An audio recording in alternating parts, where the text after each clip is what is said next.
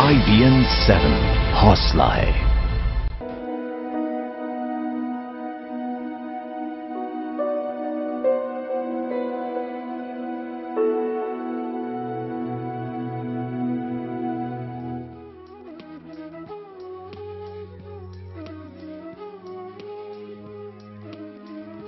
नमस्कार, स्वागत है आपका IBN 7 में। मैं हूं आपके साथ पायल भुयन। ज्योतिष में पितृदोष का बहुत महत्व माना जाता है। प्राचीन ज्योतिष ग्रंथ में पितृदोष सबसे बड़ा दोष माना गया है। इससे पीड़ित व्यक्ति का जीवन अत्यंत कष्टमय हो जाता है। जिस जातक की कुंडली में ये दोष होता है उसे धन आभास से लेकर मानसिक कलेश तक का सामना करना पड़ता है अपने जीवन में। अगर आपकी जन्म कुंडली में पितृदोष है तो आपके जीवन में अशांति बनी रहती है। आमतौर पर पितृदोष के लिए खर्चीले उपाय बताए जाते हैं, लेकिन अगर किसी जातक की कुंडली में पितृदोष बन रहा है और वो महंगे उपाय करने में असमर्थ है तो भी परेशान होने की कोई जरूरत नहीं है। पितृदोष का प्रभाव कम करने के लिए ऐसे कई आसान, सस्ते व सरल उपाय भी हैं जिनसे इसका प्रभाव कम हो सकता है। आज हम इसी पर विस्तार से चर्चा करेंगे और हमारे साथ हमारे दोनों खास मेहमान चंद्रशेखर झा जी हैं, साथ में राजकुमार द्विवेदी जी हैं। बहुत बहुत शुक्रिया हमारे स्टूडियोज में आने का। लेकिन हम शुरू करते हैं पंचांग से। आज का पंचांग क्या कहता है? पंडित जी, आज का पंचांग क्या कहता है? देखिए, आज सोमवार का दिन है, पौष का महीना है और द्वितीया तिथि है। आद्रा नक्षत्र चल रहा है 1:43 रात तक। उसके बाद पुनर्वसु नक्षत्र चलेगा। आज का राहु काल 7:30 बजे सुबह से लेकर 9 बजे समाप्त हो गया और आज का दिन अच्छा दिन है। जी बिल्कुल। राजकुमार जी, कोई खास बात आज के पंचांग में? देखिए, तिथिवार नक्षत्रम चा योगम करणम एव चा प्रातः काले शुणया नित्यम गंगा स्नान फलम लभेत। तिथि, वार, नक्षत्र, योग और करण, इन 5 चीजों को मिलाकर के पंचांग बनता है और इस पंचांग को श्रवण करने मात्र से व्यक्ति को गंगा स्नान का फल प्राप्त होता है। सबसे बड़ी बात यह है कि आज भगवान भुवन भास्कर सूर्य दक्षिणायन की स्थिति में है और पौष का महीना आरंभ हुआ है। और देखिए, 2 प्रकार के मास होते हैं, एक चंद्रमास होता है और एक सौर्य मास होता है। तो सौर्य मास के दृष्टि से अभी मार्गशीर्ष का महीना है, लेकिन चंद्रमास की दृष्टि से जो पूर्णमासी से आरंभ होता है उसकी दृष्टि से जो है ये पौष का महीना आरंभ हो गया है। और चंद्र संचार जो है ये मिथुन राशि में हो रहा है और उसके साथ ही ये सबसे बड़ी बात ये है कि पौष मास में अनेक प्रकार के दान पुण्य और जितने भी ग्रह जन्य दोष हैं, पितृजन्य दोष हैं, इन सभी के उपाय करने से जो है अक्षय फल की प्राप्ति होती है। तो विक्रम संवत 2071 अभी इसी क्रम से चलेगा और द्वितीया तिथि है। द्वितीया तिथि स्वयं चंद्र जो है बल की तिथि है, तो इसलिए इस पर ये सभी जितने भी उपाय हैं ये करने से अधिक लाभ की प्राप्ति होती है। चंद्रशेखर जी, हम यहाँ पे पितृदोष की बात करें। पितृदोष आखिर होता क्या है? देखिए, पितृदोष के लिए बहुत सारी अलग अलग भ्रांतियां हैं, जो गलत भ्रांति भी फैलाई गई है। लेकिन पितृदोष की मैं आपको जो महत्वपूर्ण बातें बताऊं, पितृदोष होता क्या है। पितृदोष का मतलब है कि आपके जो पूर्वज, आपसे जो 7 पीढ़ी पहले जो लोग आपके वंश में आए, उनके द्वारा क्या कोई कृत्य गलती से, जाने से, अनजाने से कुछ गलती तो नहीं हो गई, या किसी की कोई अकाल मृत्यु तो नहीं हो गई। अगर अकाल मृत्यु हो गई या उन्होंने कोई पाप कृत्य किया या कोई कर्म खराब हो गए उनसे, तो उससे 7 पीढ़ियों तक उसका असर चलता रहता है। इस 7 पीढ़ियों पर चलने वाले असर को जो हम नापते हैं कुंडली के द्वारा, उसको हम कहते हैं पितृदोष। इस पितृदोष में नॉर्मली साधारणतः लोग देखते हैं कि भाई 9वें भाव में कोई सूर्य या राहु का कोई दुष्प्रभाव तो नहीं पड़ रहा, लेकिन अगर पितृदोष को नापने का तरीका हो, पितृदोष को जानने का तरीका हो, तो इसको 14 तरीके के पितृदोष होते हैं। सबसे पहला दोष, अगर कुंडली की हम बात करें तो लग्न पहला भाव, दूसरा तीसरा भाव। तीसरा भाव मतलब आपके जो सगे संबंधी हैं, आपके जो पूर्वज में जो लोग सगे संबंधी में रहे, उनके द्वारा कोई गलत असर तो नहीं आ रहा है। चौथा भाव, जिसको हम कहते हैं कि माता का भाव या माता के आशीर्वाद, मातृ पक्ष में कोई ऐसे लोगों के साथ कोई दिक्कत तो नहीं हुई कि किन्होंने कोई पाप कर्म किया या किन्हीं की कोई अकाल मृत्यु हो गई और उनके श्राद्ध कर्म अच्छे से नहीं हो पाए। श्राद्ध कर्म का मतलब है, सनातन धर्म में माना जाता है कि कोई भी आत्मा अगर आपको छोड़कर चली जाती, मतलब अगर कोई पूर्वज चले गए और उनके लिए जो 13 दिन का कर्म है, ऐसा हम सनातन धर्म में मानते हैं कि 13 दिन तक वो आत्मा आपके चारों तरफ अपने सगे संबंधियों के आसपास में घूमती रहती है। उनके निर्वाण के लिए, उनकी आत्मा को मुक्ति मिले, इसके लिए हम 13 दिन की विधि विधान करते हैं, जिसमें कि 10 कर्म, एकादश कर्म, द्वादश कर्म और त्रयोदश कर्म होता है, जिसमें हम श्राद्ध के द्वारा लोगों को भोजन दान या अन्नदान या वस्त्र दान करते हैं, प्लस पंडितों के द्वारा, वेदाचार्य के द्वारा हम उसकी शांति करते हैं। ये तो बहुत खर्चीले तरीके हैं हम, लेकिन यहाँ पर आज अपने दर्शकों को बताएंगे कि किस तरीके से आसानी से किया जाए। लेकिन राजकुमार जी ये बताइए, जैसे कि कुंडली में देखने से तो आपको पता चल जाएगा कि पितृदोष है या नहीं, लेकिन किसी आम इंसान को जो कुंडली नहीं दिखाता उसको कैसे पता चलेगा कि उस पर पितृदोष का असर हो रहा है? देखिए, सबसे बड़ी बात यह है कि अगर किसी व्यक्ति को मालूम हो, अंदाज हो या संदेह हो कि मेरे घर में पितृदोष है, उसके लिए एक प्रत्यक्ष, जिसमें पितृ देवता स्वयं आकर के व्यक्ति से बात करते हैं, उसका सबसे बड़ा नियम यह है कि अमावस्या की रात्रि को से लेकर के 15 दिन का ये उपाय है। अमावस्या की रात्रि को एक तांबे के पात्र में, तांबे के लोटे में जल भर करके रखे, उसको पूरी तरह से नींबू से अच्छी तरह साफ करके, और घर में जो कुछ भी भोजन बना हुआ है उस भोजन को भी अपने पलंग के सिराने पर रखे और वहीं पर पानी भर करके रखे, उसमें कुछ इत्र और गुलाब के पुष्प डाल दे। उसके उपरांत 1 दिन 2 दिन वो जब करता रहेगा, 15 दिन का ये नियम है अमावस्या से लेकर के पूर्णमासी तक। अगर उस व्यक्ति के घर में पितृदोष होगा तो वो पितृ जो है वो स्वप्न में आकर के व्यक्ति से बात करते हैं, और स्वप्न में आकर के जो व्यक्ति से बात करते हैं कि मैं कौन हूं और मुझे क्या परेशानी है, मैं किस कारण से तुम्हें सता रहा हूं, धनाभाव या संतान का भाव, 2 मुख्य रूप से इसके जो विषय होते हैं कि पितृदोष के कारण धन और संतान का भाव रहता है।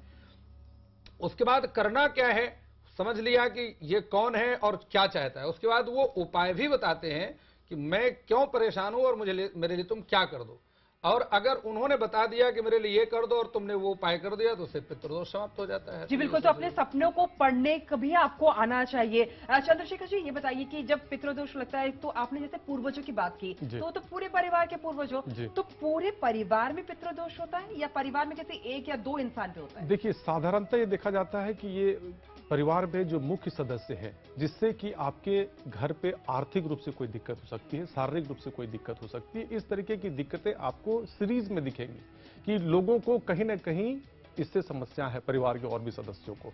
जो आपने बड़ी अच्छी बात बोली कि पितृदोष को अगर हम कुंडली नहीं पढ़ते हैं तब कैसे समझ सकते हैं कि हमारे ऊपर पितृदोष है या नहीं है। देखिए, पितृदोष का जो सबसे बड़ा जो लक्षण है वो लक्षण ये है कि आपके यहाँ बिना मतलब का झंझट रहेगा, बिना मतलब का आप बहुत ज्यादा प्रयास कर रहे हैं, बहुत ज्यादा मेहनत कर रहे हैं, आपके यहाँ अर्थ अगर आ भी रहा है तो अर्थ आप बचा नहीं सकते, मतलब हमेशा क्राइसिस में रहेंगे।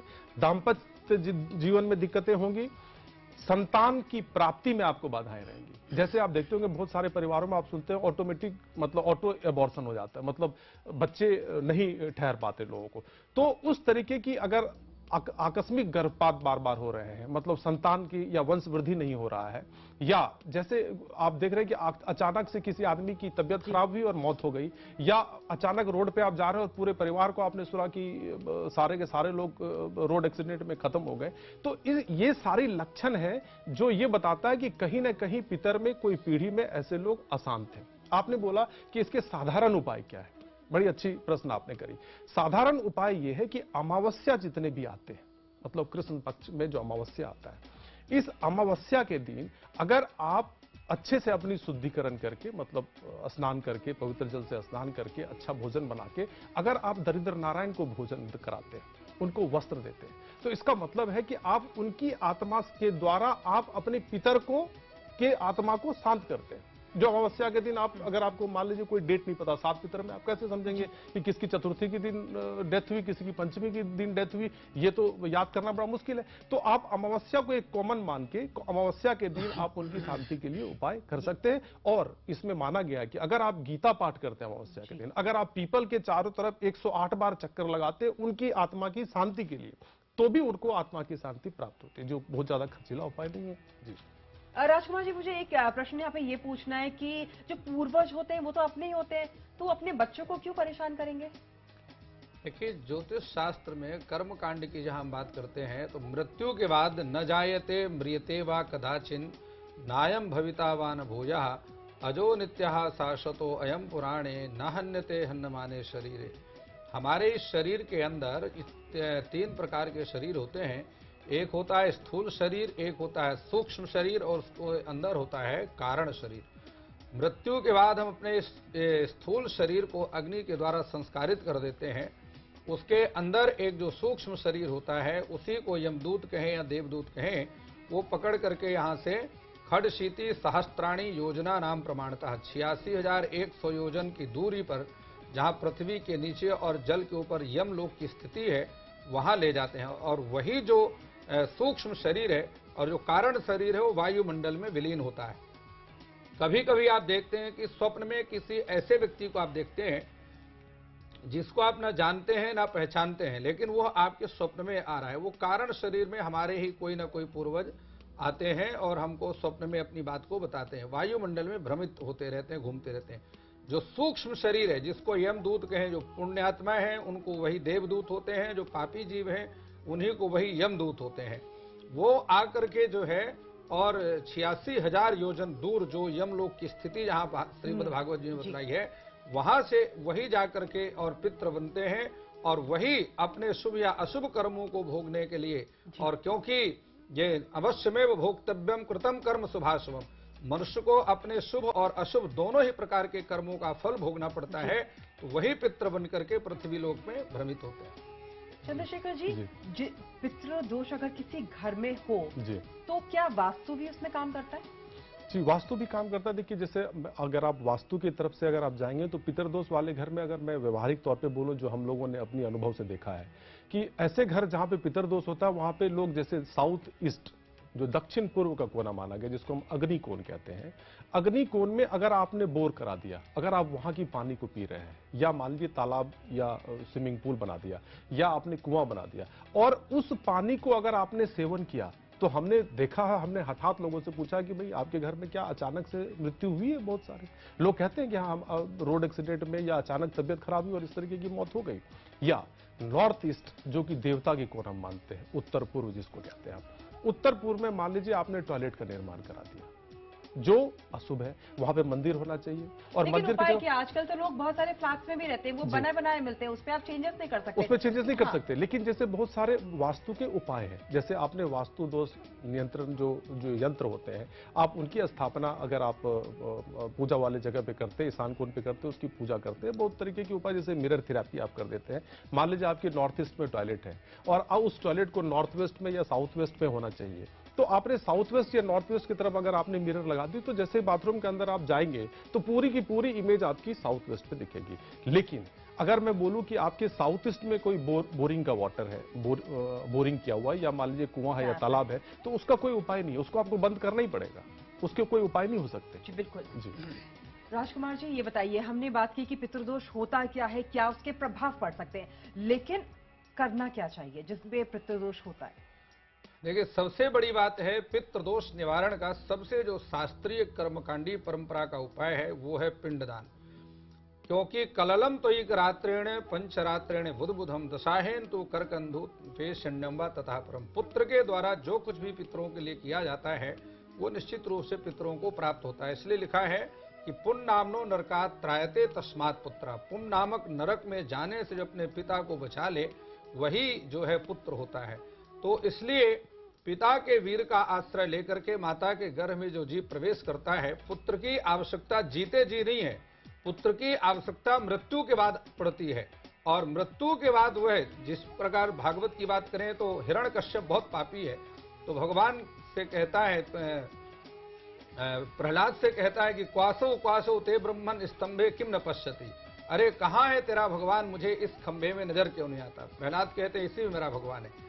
वहां से नरसिंह भगवान का प्राकट होता है और नरसिंह भगवान ने हिरण्यकश्यप का वध कर दिया। उस समय नरसिंह भगवान प्रहलाद से पूछते तुम्हें क्या चाहिए? तो उस समय पुत्र प्रहलाद कहता है कि मैं जानता हूं कि मेरा पिता हिरण्यकश्यप बहुत जीवन और पर इसने पाप किया है, लेकिन मैं ये चाहता हूं कि मेरा पिता मृत्यु के बाद यमलोक की यातना ना भोगे। तो पुत्र ने अपने पिता को यमलोक में जाने से बचा लिया। यही पुत्र का धर्म। कभी ऐसा भी होता है कि कई लोग पिंडदान करा चुके हैं, लेकिन उनको उनके बाद भी लगे कि नहीं, उनके ऊपर अब भी पितृदोष है, ऐसा होता है? ऐसा साधारणता नहीं होता, क्योंकि देखिए पिंडदान का जो सबसे जो महत्वपूर्ण जगह माना गया है पूरे भारतवर्ष में, उसमें हम गया को मानते हैं। गया का बहुत धार्मिक रूप से बहुत विशेषताएं भी हैं और भगवान बुद्ध को भी वहाँ पे ज्ञान की और इस जीवन में मोक्ष की कैसे प्राप्ति हो उस चीज का ज्ञान प्राप्त हुआ था। तो बोध गया को इसलिए वहाँ पे पिंड दान का हिंदू धर्म में, सनातन धर्म में शंका हो तो क्या किया जाए? अगर शंका हो तो आप देखिए, जो मैंने एक नॉर्मल उपाय बताया कि अगर आपको कभी भी ऐसी कोई भी लक्षण दिखे, जैसे कोई आर्थिक संकट लग रहा हो, मन में भय लग रहा हो, घबराहट लग रहा हो, बड़ा चिंता होता हो कि भाई संतान को कोई तरीके की दिक्कत तो नहीं हो जाएगी, या संतान की शादी होने में कोई बाधा आ रही है, या संतान की कोई मानसिक स्थिति खराब तो नहीं हो रही है, या आपको ये लग रहा है कि हमारा वंश कहीं ऐसा तो नहीं कि नहीं बढ़ पाएगा, अगर ऐसा कोई भी लक्षण आपको दिखता है तो जो आपने बताया कि सरल उपाय, जो सबसे सरल उपाय है वो सरल उपाय यही कि हर एक अमावस्या को आप 10 या 11 गरीब को भोजन कराइए और अगर संभव हो, अगर आपके अंदर, अगर कहते हैं यथाशक्ति दान होना चाहिए, अगर आपके अंदर जितनी शक्ति है उसके मुताबिक आप वस्त्र दान करिए और पीपल के पेड़ के चारों तरफ 108 बार घूमिए और चाहे तो अगर पीपल ना मिल रहा हो तो आप तुलसी के चारों तरफ 108 बार घूमिए और गीता की पाठ करिए। कितने अमावस्या? हर अमावस्या? हर अमावस्या। अगर हर अमावस्या आप नहीं कर सकते तो सोमवती अमावस्या को इसमें सबसे ज्यादा महत्वपूर्ण माना गया। कुछ है कि 8 अमावस्या, 16, 32? नहीं, देखिए मैंने बोला कि यथाशक्ति दान होना चाहिए। अगर आपको लगे मैं एक ही अमावस्या कर सकती हूँ तो एक ही अमावस्या करिए, जरूरी नहीं कि आप 12 अमावस्या आप या 13 अमावस्या जाके करिए। आप जितनी शक्ति हो, जितना संभव हो उसके मुताबिक आप जाकर के इसका दान करिए, या आप जो आपसे संभव हो सकती है उस संभव होने के अकॉर्डिंग आप लोगों को दान करिए और अपनी उनकी शांति के लिए आप गीता की पाठ करिए। जी बिल्कुल। यहाँ पे थोड़े वक्त के लिए रुकना होगा। हम आपको यहाँ पर बता रहे हैं कि किस तरीके से अगर आपके कुंडली में पितृदोष है तो उसका आसान तरीका क्या है। हमारे दोनों खास मेहमान हमारे साथ बने हुए हैं।